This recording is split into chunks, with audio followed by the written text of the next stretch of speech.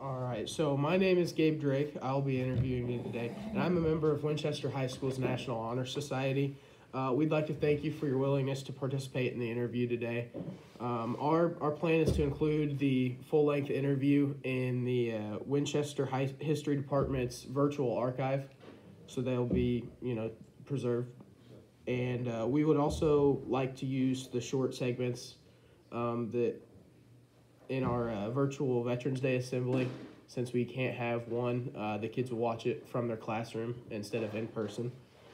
And it'll also be on the school's social media. So if you guys want to watch the video and your guys' interviews, they'll be on the Facebook and Twitter and everything like that. Okay.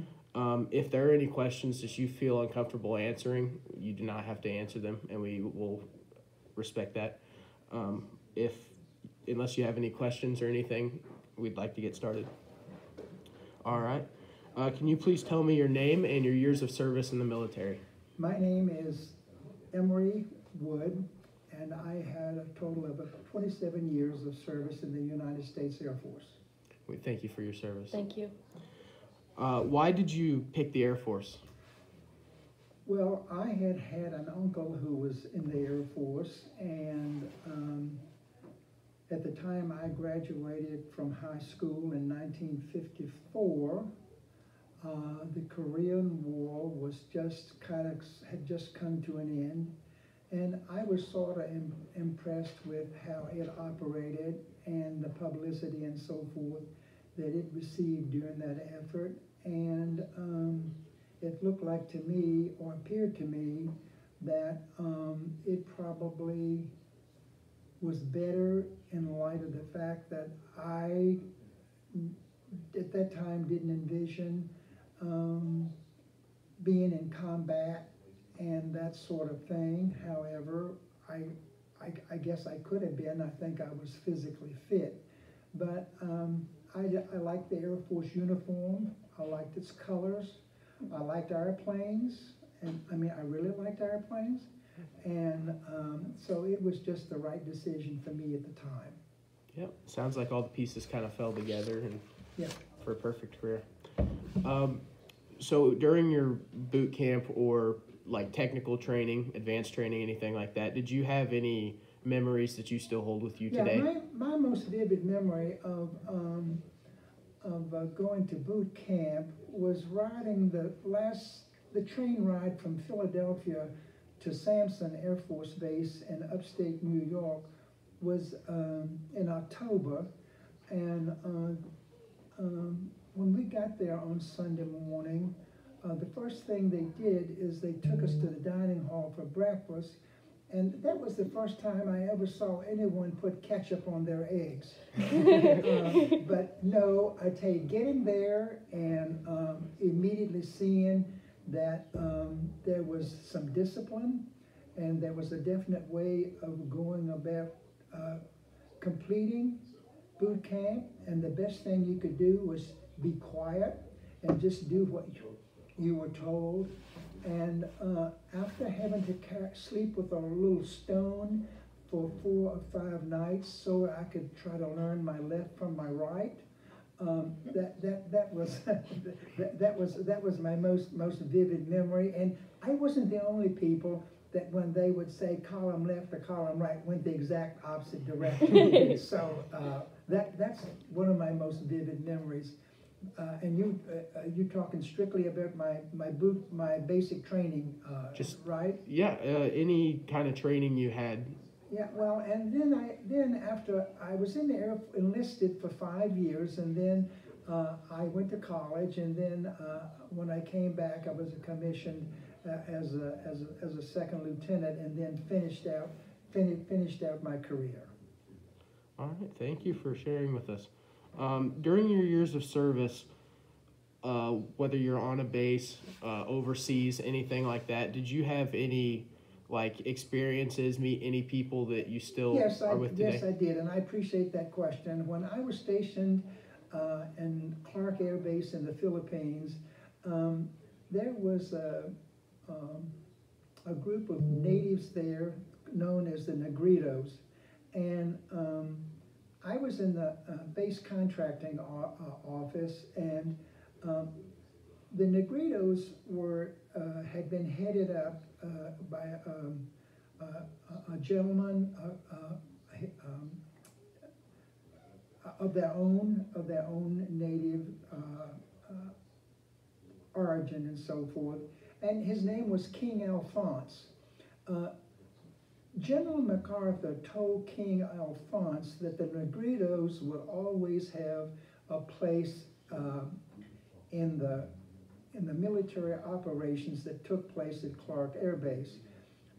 So one morning, they said that King Alphonse was going to come to the office that day, and I had no idea as to who they were speaking of. But anyway, this gentleman came in, and he had the hat, the Army wheel cap, as we call it, with all of the scrambled eggs and so forth on the bill. And General MacArthur had given him that.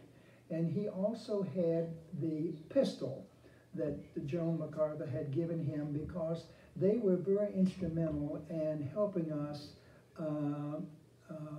with the effort when the fighting was taking place in the Philippines itself. And I was very impressed with him. And the Negritos, when we could, we tried to award them or give them as many contracts as we possibly could. And I can tell you that we had an auxiliary base up north, and we were having a problem with theft. And so we talked to King Alphonse and asked him if he thought he could help do something about the theft that was going on at Baguio, because what happened is a lot of the local people were stealing the cameras and the music equipment and so forth that the troops who were coming there for what we called R&R, rest and recreation, and it was just getting out of hand. So it did not take King Alphonse's group to go up there with their little blowguns and darts and so forth. I tell you what, the theft stopped immediately, because the word was out that if you are going to try to steal at Baguio, you are in for an element of surprise. And so that was some of my, I mean, they was totally different and outside of what the Air Force was generally about. But anyway, that was one of something that I remember very vividly and have just kind of thought about from time to time over the years. Yep, thank you. Do you recall the day that your service ended? And what did you do with your time after you were out of the military? I can tell you that. I do remember the day I retired, and it was a formal ceremony at Scott Air Force Base. And what I did after I retired is I came to Winchester and continued to work on the renovation and the restoration of the house that we live in today. And been working on it ever since. No, not really. But we worked on it off and on for about 10 years. But anyway, that's what I did immediately after retiring. Yeah. So, experiences with the being in the service, is there anything like shape the way you look on life now? Oh, sure. Joining the Air Force was the best thing I ever did. And I was raised in the Blue Ridge Mountains of Virginia, and there wasn't a whole lot going on. And I really didn't know what I wanted to do, but it was the smartest move I made. I learned about discipline. I learned about speak when you're spoken to, and otherwise be quiet, and how to follow instructions, and just everything that goes along with a structured military way. And I worked hard, even though I was a one striper, a two striper, a three striper. I really worked hard, and I was impressed with the people that the like airmen that I lived with in the dorm, and I was impressed with the people who were my commander, and it was just a good lifestyle. I tell you, the one thing I like is I appreciated the discipline and the structure. You knew that you expected to be at your duty place every day at the proper time. You knew when you went to lunch. You knew when you were going to quit.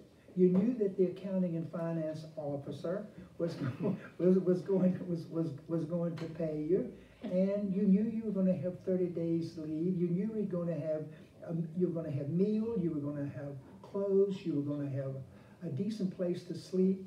And all of that was very meaningful to me, and for whatever reason, my personality and my outlook on life, it just worked extremely well for me. Yeah. And everybody has their calling, and it seems like you found yours. I did. Yeah. I have no regrets whatsoever. I had a wonderful time. I had a lot of fun and a wonderful time. I can tell you that for a fact. Yep. And there's one and met some great people. I mean, you're just amazed at what people know and their ideas and their input, and it's a real, to me, I've often thought it would be a good thing if all young men and young women had a stint in the military, because it's a great experience, and you meet people from everywhere. Yeah, like I say, even putting ketchup on their eggs for breakfast. All right. Is there anything else you'd like to add that we did not cover? I can tell you that I was looking at the questions, and one of the most personal, memorable days for me was the day I was commissioned a second lieutenant. I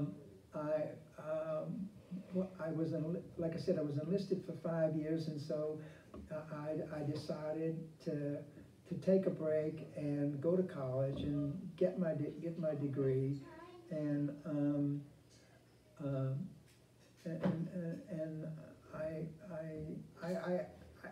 I did a little bit of school teaching for a year, and I decided that really wasn't for me. I enjoyed it, but I took the officer's qualification test, and an Air Force lieutenant colonel that I had worked for as a clerk typist in Okinawa was the head guy of that program, and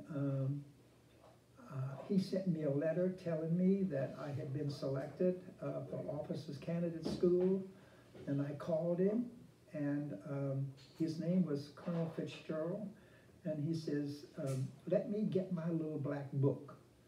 And I said, he said, Emery, you were my clerk typist at Naha, which was the Air Force base, Southern base in Okinawa. And anyway, I went down, and he met me, and he took me over to the squadron officers school to register and so forth. And I told him that I would really like to be in the field of purchasing and contracting, and magically that happened, and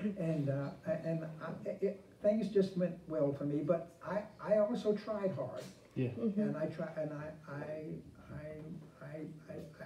I devoted a lot of time over and above that what really was expected, but I enjoyed doing it, and I was rewarded, and I retired as a lieutenant colonel, and so to go from a one striper to a lieutenant colonel is not too shabby. Yeah. Hard work definitely pays off. You got it, sir. Yep. For sure. All right, we want to thank you for your time again today, and thank you for coming to talk with us. Thank you all for spending this time with us, and I appreciate it very much. Yeah. Thank you. Thank you.